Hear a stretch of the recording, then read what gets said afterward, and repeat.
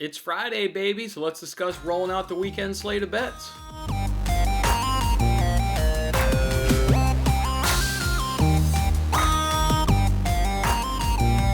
Hey, what's going on, everybody? It's Jason Mattis with Winning Bets. Thanks for hanging out with me on this episode, the Friday edition here of Winning Bets, as we look to cruise on into the weekend. That's right, the week is over and we got the weekend ahead of us. Hope you guys have had a great weekend out there and you yourself are also looking forward to the weekend. Should be warming up here in Chicago. We had a little bit of a cold spell coming through here this week, but we're going back up. Should be around 40s, 50 degrees this weekend. Should be good weather. Get outside and enjoy ourselves. As for here on the show, let's make sure we, of course, recap yesterday. Guys, remember I only gave you guys the one bet. It was a soccer parlay.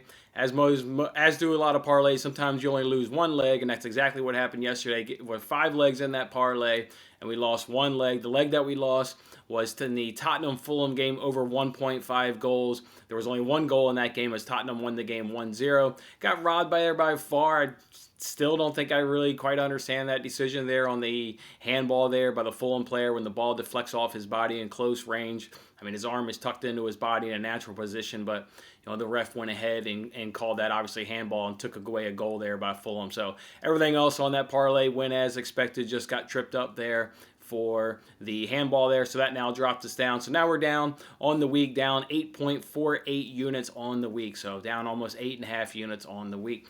You guys remember on yesterday's show, I told you guys we were going to roll out some bets. We got the weekend slate of action obviously going on in all the big soccer leagues. Told you we're going to roll out the weekend slate of bets. I'm actually not going to do that. I've actually kind of taken a step back here and kind of just taken some time off. Obviously, you guys know it's been kind of a rough couple weeks for me here. We've had a fantastic January, up over about 30 units, and we've given that money back over the last couple weeks. We're down to, going into this week, we're down to up over 21 units. If we do like a kind of a live shot, we're now up only about 13 units now on the year. So yeah, we've stumbled here. It's been a combination of several things. It's just been the normal missed bets that you get through gambling, right? You're obviously not hitting on every single bet, so it's just been the grouping of normal missed bets. We've also had some bad beats, of course, and bad beats are also part of gambling, but it sure seems like we've had a large fair share of large beats over the last couple weeks, so that's contributed to it.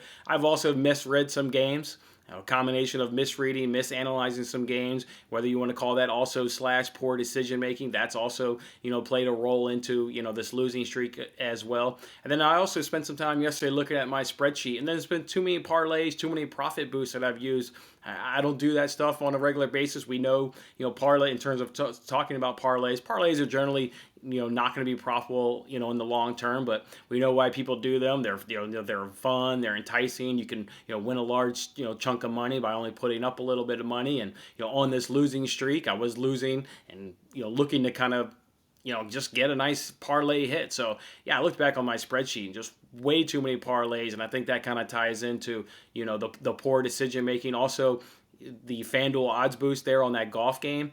I still like that bet. I still thought those 4 golfers were going to go ahead and make the cut, but that was the first time I've ever used one of those odds boosts, and there's a reason why I don't do those odds boosts, because yeah, you may bet them and you may get 1 or 2 to hit here or there, but if you bet those on any sort of consistency, you're going to lose money. I mean, the sports books will take your money on those profit boosts, on those odds boosts, and just been doing too many of those, whether it was the golf one or the FanDuel 25% here, 30% here, just too many of those. So regular missed beats, bad beats, poor decision making, parlays, it all kind of contributes to a losing streak, and also kind of the fun and the excitement of coming in here and doing the handicap and doing the research has been kind of zapped the last couple weeks. I will say outside of NASCAR, the fun and the excitement's been removed. Within NASCAR, boy, I was so excited. I did my handicapping for this weekend's race for the free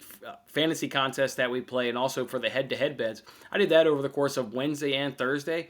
I can't tell you my level of excitement that I had to, jump in here, do all the analysis, do all the research for this weekend's race at the Pennzoil 400 there at Las Vegas Speedway. I was so excited to do the NASCAR research, and kind of in doing that, kind of reflected on doing the research for soccer and basketball, and just haven't had that same level of enthusiasm and excitement to do the research, but also place the bet. So what I've done is I kind of gave myself 24 hours to just kind of clear my mind of all sports. I was watching the Liverpool-Chelsea game yesterday, and it was at the moment when they ruled the Conte decision there that his wasn't a handball. And I just reflected back on, man, I just watched, the Liverpool-Tottenham game where they ruled that was a handball. Well, I thought the N'Golo Kante one was way worse, and I thought that one was a handball. So just kind of literally at that moment just said, you know what, I'm done. I'm going to go ahead and give myself 24 hours, logged off Twitter, logged off Sports World, kind of just unplugged, so to speak. Don't even know basketball scores last night. Couldn't even tell you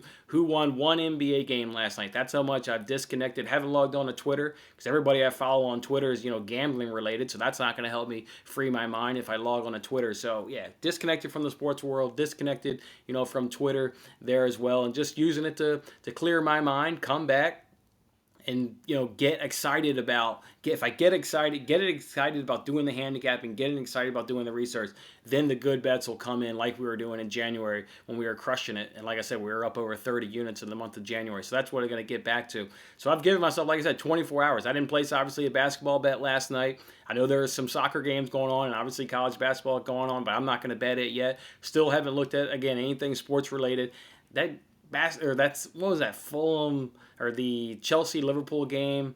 It was probably, call it maybe let's say 3:30. So by the time I get in here tonight, my goal is I'm going to jump on YouTube Live tonight. I'm going to get on YouTube Live. It's been a couple of weeks since we do that. I'm going to jump on YouTube Live tonight, and that's when I'm going to put in my soccer bets. I'm going to, pull everything up. Look, I don't even know the lines for anything. I can't tell you if I'm going to give you guys one bet tonight on YouTube Live or 10 bets on YouTube Live. That's how much I've disconnected. I don't even know the line. I know the games that are going on this weekend. I'm a fan, obviously, of the Premier League, and obviously, doing all the general research I do. I know all the information in terms of scheduling and stats and what have you.